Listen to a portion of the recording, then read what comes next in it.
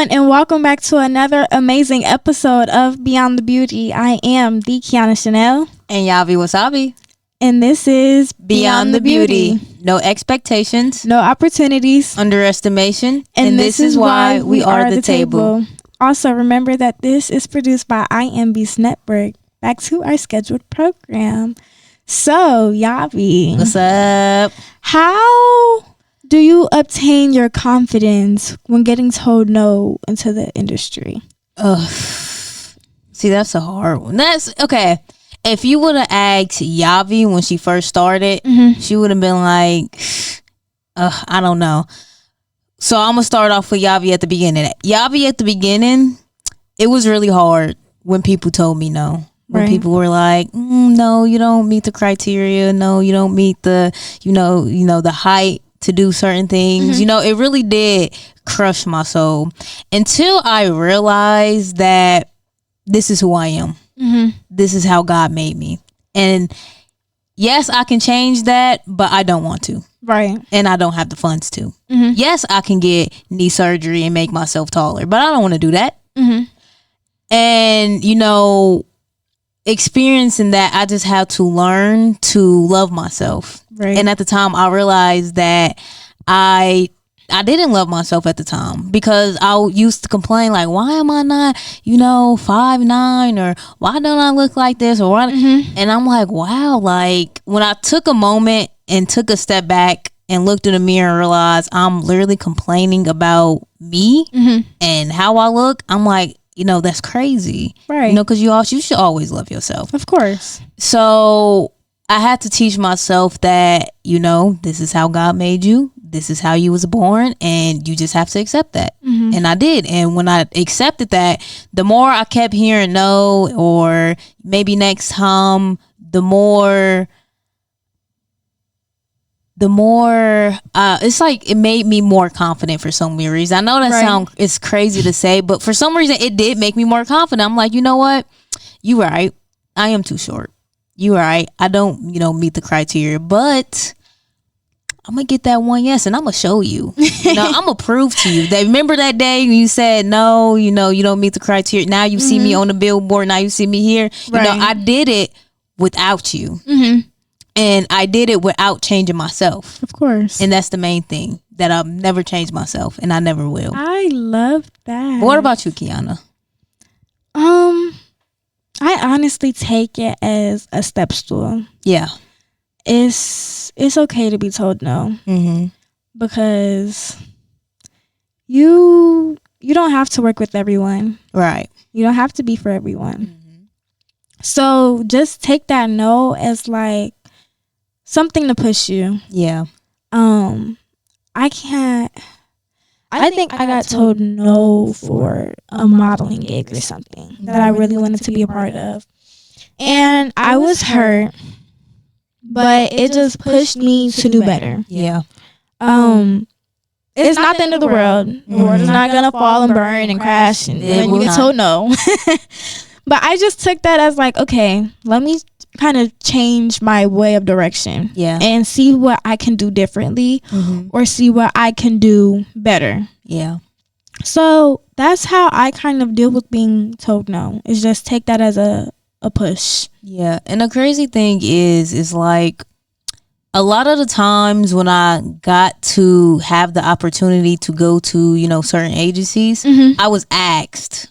Okay, it was never me reaching out and saying, hey, they would just hit me up and be like, hey, Yavi, we've seen your work. Why don't you come down and, do like a small little interview and da-da-da-da-da. And when I get down there and they see me in person, it's like their whole perspective of me just completely changed.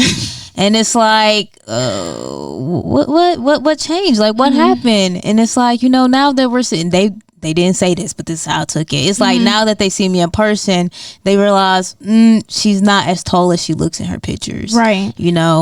And that's really the main thing that I've ever got is just I'm not tall enough. And that's really the main thing in modeling. Like that is your strong point, is being tall in modeling. That's how you get to the high fashion and the editorial modeling. And when I used to go down there and do the interviews, and they would say no, it used to crush me, because I'm like, okay, but y'all invited me here, Right. so y'all seen something. They seen some type of potential. Yeah, and now that I'm down here, it's like, oh no, like, we don't want you. Right. It's kind of crazy. Have you ever experienced that before? No, Really? actually, no. Not with anything? No. Wow. And it's so crazy for me to say that, but it's just like I really never like went somewhere and they've been like, they've turned me around. You know, I don't know why that. It's actually kind of weird. Maybe It is. Maybe I should go out somewhere and get told no just to experience it. Nah, I don't know about that. I don't know. Going out your way just to get told no. I mean, I feel like, honestly, actually, I do think that's a good thing, especially if you've never been told no before. This is about to sound weird. Go out your way to get told no, so you can see how it feels. Right. Because if let's just say, at the beginning of my model career, I never got told no, and I made it through everything. And let's just say one day I get told no. Recently, one day I get told no. I feel like that will crush me to the point, because my head, it's not, but my head would be so big, because it's like, I got so many yeses and now y'all telling me no. Like, Right. I feel like that would take me on a whole different path versus now. So honestly, I'm grateful that I was told no multiple times, because it helped me, build my character in this modeling industry. And, it just helped me build like this, what is the word I'm looking for? This structure of taking rejection. Like a backbone. Yeah. Because like I said, a lot of people in the model community, in the model industry, it is hard for them, especially if you're a new model, it's hard for them to take rejection. Right. Would you agree? I definitely do agree. I think it's kind of like they feel as they feel like they're higher up. Yeah. But it's so confusing, and it's kind of the ones that are like now just starting out, that they don't want to take constructive criticism. Yeah. They don't want to take direction from anybody. And it's like, you just started. See, and I'm gonna be honest, that's how I feel when I first started modeling. Like, I'm gonna be honest, I didn't want to take construction criticism. I did not want to hear no. I didn't want to hear none of that. I just wanted to hear, yes, you got it, da da da da da. Right. And when I got into the model industry, and I grown over the years, and I see new models come in, I always tell them, it's not gonna be what you think. You're not gonna be getting opportunities left and right. You won't be working for Shein or Fashion Nova just off the bat. Now, some people may be lucky. Some people may, first try, they get into it. Right. But if you are coming in as a new model, your average height, and I mean like 5'5", 5'6", as a female, males are different. As a female, it's gonna be different. You gotta take different routes than what other models may have taken. Yeah. Because you gotta think about it. You have disadvantages, okay? And one of them, like I said, is height. I'm sorry, but you won't make it into the doors other models may make it into. Right. And that is one thing, as a model, you have to understand. Because one thing I hear a lot in the model community is that, why am I not here? Why am I not there? Or how is Yavi and Kyanah there and doing this and doing that? It's like, I want y'all to understand, we had to work. It took a lot of hard work, a lot of dedication. Yes. A lot of blood, sweat, and tears. I'm not gonna lie. A lot of tears. A lot of tears. Lots of tears, and a lot of very long nights. Long nights, long practices, long drives. Yeah. Like, it's not how you'll see like Instagram models. Yeah. It's not their struggle may have not been our struggle. Their pathway into modeling may not have been our pathway into modeling. And I feel like that's where some people get it very confused and very twisted at. There will be people that come up to me and be like, I want to get into modeling. what kind of modeling do you do? I think I should do this modeling, or I'm just gonna go get into this, that, and the third. Yeah. Like, you're not gonna get the easy way out. This is not just gonna be a smooth path, because my path wasn't smooth. I had a bumpy path. Yeah, we all had bumpy paths. Exactly. It took a lot to get to where I am today. Yeah. It took a very huge toll for me to get where I am today. Mm-hmm. Because I'm not the same person that I was 3 years ago. Yeah. My mentality is not the same that it was 3 years ago. Mm-hmm. My career path is definitely not the same it was 3 years ago. Mm-hmm. So you just have to be patient and take your time and let the opportunities come to you. Mm-hmm. But also be very open into trying new things out. Yeah. Making new connections, going out to different places, meeting new people, because you never know who you'll see. Mm-hmm. So I would say just be very open. Yeah. And I gotta ask, since you brought it up, because I'm very curious, and this question, it just popped up in my head. Do you think Instagram modeling is real modeling? No. Sorry. Sorry, but like, I hate, and this is no shade to anybody that has it now, but I hate when people have, like, like the little subscript that has like model or like fashion designer. Yeah. I hate that, and you're not a actual model. Like, you are not out here traveling. You're not out here putting in the dues. You're not doing any of that. You're a Instagram model. Right. And that's not even a real model. You are just posting pictures and calling yourself a model. Yeah. Just because you drive a car once don't make you a race car driver. Just because you cook once don't make you a chef. So be realistic. Come on. This is where we go back to that word delusion. Yeah, I just feel like when it comes to Instagram models, people are so brands are so obsessed with Instagram models. And I see them all the time, and it honestly, it kind of makes me upset because, for instance, Fashion Nova, right? I shop on Fashion Nova all the time, but when I look at the models on Fashion Nova, none of them look like me. None of them are built like me. They're all curvaceous and curvy, thick, and I'm like, yes, wait a minute, now where am I at? And it like, where's somebody that looks like me? Because if I order this, it ain't gonna fit me like the way it fits your model, right? And those are Instagram models, right?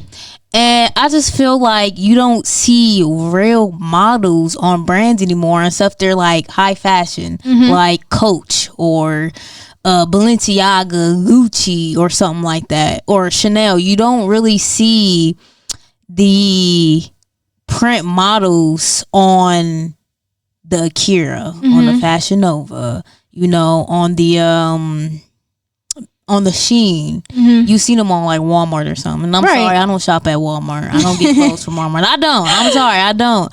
So I don't know. It just kind of makes me feel some type of way, because it's like, where's our shine at? Yes, we're average, but that's the whole point of being a commercial model, is to help out the average models. But it's like, you don't really see them at like the Akiras and the stuff. And it just makes me feel some type of way. I don't know. How do you feel about that whole situation? I definitely agree. I feel like there is a huge difference between an Instagram model and a authentic model. Yeah.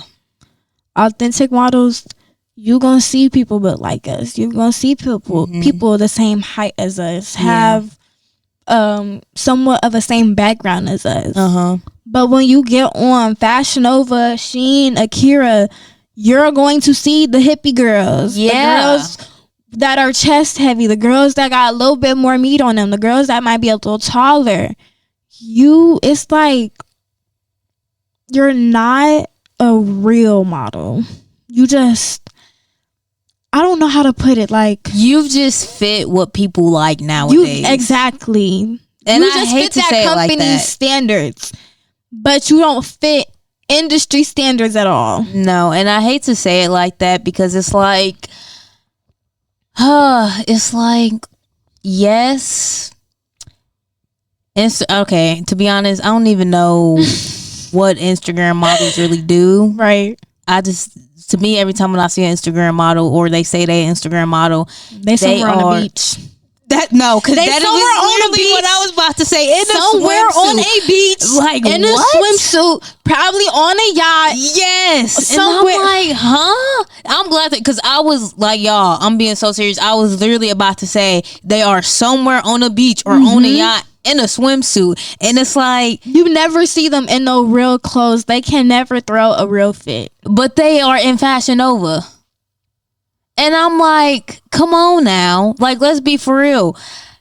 Women all over the place do not. Now I'm about to get real deep here, okay? All right. Real women with real bodies, bodies they were born with, do not look like some of the women on Fashion Nova. They do not. Okay? Go deeper into that. I am. And when you see that, especially as a young girl, it makes you question yourself and your body, right? Stay with me now. I need y'all to stay with me now. It makes you question yourself and your body. Right. Which then causes mental issues. And mental issues, I mean, then you want to change yourself. You want to start getting the BBLs. Right. You want to start getting the lipo. You want to start getting extra stuff that you don't need. Versus if you plaster somebody on your website that looks like every other girl in the world, it comes off different. Right. It comes off as this could be you. Versus seeing a curvaceous girl with a BBL and with a boob job, you look at that and be like, that's not me. Right. But that's the only thing that they like. So how do I, turn myself into be that type of girl, to have the curvaceous body. And that's why a lot of women get BBLs and stuff like that, because they want to look like those women, because that's all you see. Right. I don't want to say women don't love themselves as they are, but I feel like they're so fixated on what they see. Yes. They'll say they're very appreciative of who they are, and they wouldn't change a thing about them. Yeah. And next thing you know, they come back with a BBL. And then they say they do it for themselves. Exactly. And it's your body. We can't tell you what to do or how to do it. Whatever makes you feel comfortable. But what are you really getting out of that? See, I would say, but I hate to say it, but there's a lot of things that you can get out of changing your body. Getting lipo, getting BBLs. There's a lot of things that you can get, a lot of more opportunities that you would get versus if you were like me and had the body like me. Right. You will start getting the opportunities from the rappers to be in music videos. You will start getting the opportunities from Fashion Nova to put on this outfit and come take pictures to be posted on the website. But when you really think about, like, that's all great and that's all dandy. But when said and done, after all of that, then what's left? That is true. What is left? What's left after you get those paid sponsorships and the video shoots and the ambassadorships? Like, what's like after all of that is said and done, and they give you what you want, and then you get it, and then after that, what if they don't need you no more? Then what? You just left with a BBL? I mean, I guess so. I mean, what? I mean, you can't take it out, but it's like you just wasted all that money putting it in. I mean, I don't. When it comes to situations like that, I don't really know because I don't have a BBL, and I don't think I will ever get one. I don't think I need one. But I mean, I say this: women can do whatever they want to their body. Right? Y'all can go get surgery. Y'all can do whatever you want, but you cannot tell me that your struggle was my struggle. No, not that. You just can't tell me that you're not not second guessing, that you're not having a problem with yourself. And what I mean by that, you can't say that, oh no, I love my body, I just wanted to get it. No, there's something you didn't like about your body. That's why you got it. And I'm sorry, you cannot tell me otherwise. You can't just say, oh, I got it because I just wanted to get. No. You got it because there's something you didn't like. Rather it was your butt that you thought it wasn't big enough, so you had to make it bigger. Or you thought your stomach wasn't flat enough, so you had to go get like there's something that you don't like about yourself that you had to change. If you're coming here and telling me, oh, well, no, I just got it because I just thought it would look cute. And I love my body. I would accept my body, but I wanted it because I wanted it. And it's like, no, you can't tell me that. How about you? Do you think that? I feel like it could go either way. I feel like you'll hear people be like, I didn't get it to please other people. I got it for me to feel comfortable. Okay, that's nice. But what wasn't so comfortable about your own? That's what I'm saying. Like, what wasn't comfortable about your body before? I feel like, because how do a BBL make you comfortable? I'm confused. That looked like it hurt. It looked like it hurt. No shade to people that got BBLs now, but. And I hurt. Never mind. I'm not going to say it. But. What? Like, and that's what I'm saying. Like, when people say, like you just said, you know, I got it to make me feel comfortable. What do you mean by feel comfortable? Comfortable in the society? Or just comfortable within yourself? Because I'm sorry, like, you should be comfortable with yourself without the BBL. And if you have people around you judging you for the way your body is, then it sounds like you don't need to be around those people. Right. I mean, like I said, I don't know how you feel, Kyanah, but that's how I feel. I agree. I think, again, you can't tell people what to do with their bodies. They're going to do whatever they want. They're going to be the hippiest, thickest, biggest, skinniest, flattest stomach person ever. But it's just, hey, if you like it, I love it. That's all I got to say. And that's all we got to say. If you like it, I love it. She loves it. I'm still gonna be your friend. I'm still gonna be your friend. I'm not gonna say I love it, but I'm still gonna be your friend. Yeah. But let's talk about older models, right? And let's talk about, I want to talk about the older models first, and then I want to talk about plus size models on the runway. Okay. So how do you feel about, you know, older models being on the runway? I feel like this could get very controversial. Let me say this. Hold on. Let her speak. Before you get on me, let me say this. And when we say older, we're talking about 60 and up. Nah, let's say 50 and up. 50 let's and say up? 50 and up. Okay. I feel like when you get to 50, you gotta start finding a different hobby. Yeah.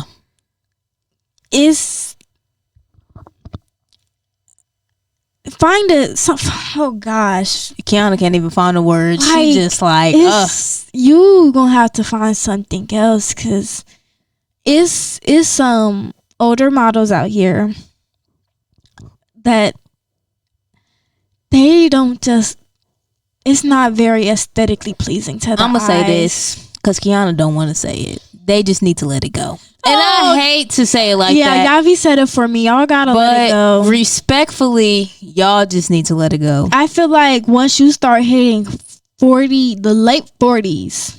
Because they really say in the model industry, once you hit 26, that's it. You can't be a model no more. Back in the day, and I'm so serious, they used to say when you used to be like 26 or like 28, that's when you're out of your prime for modeling. And they will not accept you for no more jobs back in the day. Now, it still might be the same. It might change. I don't really know. But, yeah. Y'all gotta give it up, because I be looking at some of y'all and y'all just be doing the most craziest stuff. And then y'all just, sometimes y'all are so hard to work with. I'm not gonna say everybody, but there are some people that are just hard to work with. And they'll be like, well, I've been doing this for X, Y, and Z amount of years. We understand. We see that. We see that. Yeah, but it's something for the new gen. Exactly. This is not back in your day. This is not when you were early modeling. No, this is. I keep forgetting we do a podcast, and I was about to make a joke. I was about to say a year, but I had to stop myself because this is a podcast. I was about to say this ain't like 1960 or something like that, but no, just jokes. But yeah. Like this is. Things have changed. Things have evolved, and I feel like once you hit at least 50, wrap it up. Do you think it's because they still trying to keep that part of the youth with them? Yes, I definitely feel like it's that, because when I tell you, I be seeing 50-year-olds and 60-year-olds wearing like the corsets with the jeans and the heels. Yeah, you look good, but you got grandkids that are watching you, great grandkids that are watching you. You think this is cute? See, I just feel like we're not saying stop modeling. Oh, no, of course not. We're saying stop doing runway. I feel like once when you get to that age of, like 50 or 51, then you should go into the commercial. Like the anti-serum. Yeah. Not the anti-serum. Like the anti-serum commercials or the anti-wrinkle commercials or like the provolone skin commercials or the haircut. Those are for you. You should not be doing the ones that have anything to do with walking in 6 to 12 inch heels. Stop. Maybe not the commercials where you running or doing yoga or no. So, okay, so how do you feel about seeing plus size models on the runway now?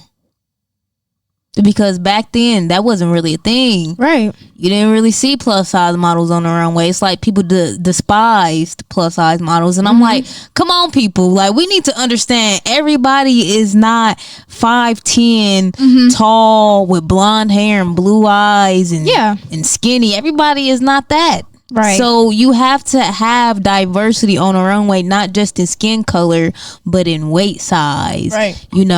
And just a lot of things. So how do you feel about seeing plus size models on a runway? I love it. I love it too. I think it's great. It's different. It definitely shows a lot more diversity. Definitely, I would say does. Because again, you don't see a lot of plus size models, just like you don't see a lot of skinny 6'8" and 7 foot models. You don't see a lot of plus size models. So I feel like it's definitely different. I think the only downside is that sometimes the plus size models don't want to be put in the plus size model category. I see what you're saying. There are some models out there, and I'm not saying no names, and I'm not saying I'm talking about any model, anybody. I'm just saying in general. There are some models out there that don't like being in the plus size category when they are plus size. What would you consider? First of all, let's talk about what would you consider plus size? Size wise. Curvy. Thick. Like when I say size wise, I mean like clothing wise. Like large, like small. Extra large. Well, I would say like XXL. XXL to like 4X. Okay, I would consider that a plus size model. Now, extra large.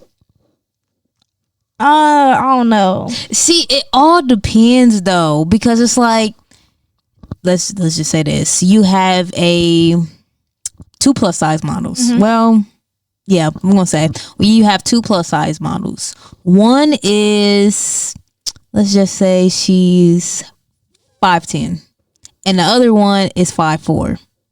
The difference in between the height can change the difference in between the weight, right? If that makes sense.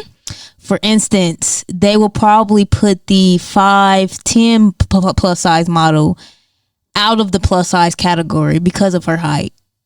And because probably everything evens out. Right. Versus if you take the 5'3" model or the 5'4" model that's plus size, everything is kind of, I hate to say it, but if you look at my mother, for example, everything is just kind of there. Right. And I'm not saying my mother's fat or plus size. Oh, gosh. But I'm just saying they will count her as a plus size model versus if you see like, I'll say your grandma. They'll probably look at her a little different. If I'm making sense.